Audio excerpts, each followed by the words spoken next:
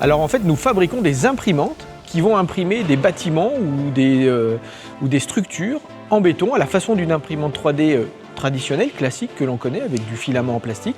Sauf que là, le filament, c'est du béton qu'on va déposer couche par couche pour fabriquer notamment des bâtiments, mais ça peut être aussi des abribus ou encore des préfabriqués qui vont servir qui vont être des modules techniques par exemple pour fabriquer des ponts, etc. Très peu d'échafaudage, très peu de tours. Parce que la machine, elle est là. Et elle imprime comme ça. Alors elle est quasiment unique au monde, celle-ci, elle est tout terrain.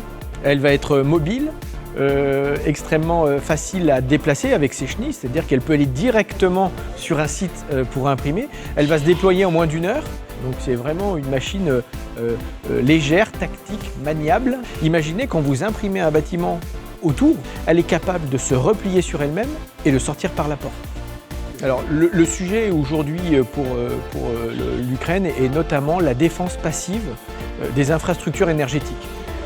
Et en cela, ce type d'imprimante va être capable d'imprimer des protections, des abris, des bunkers autour de groupes électrogènes, autour de matériel sensible. Ça, c'est le premier sujet, donc protéger les infrastructures et les hommes.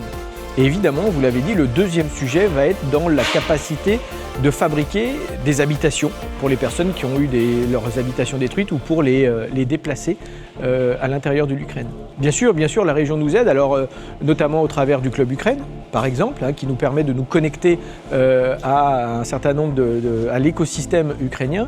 Et notamment, la semaine dernière, nous étions à Varsovie, sur le salon Rebuild d'Ukraine, sur le pavillon de Business France, avec l'aide de la région des Hauts-de-France, qui était la plus représentée d'ailleurs sur ce salon.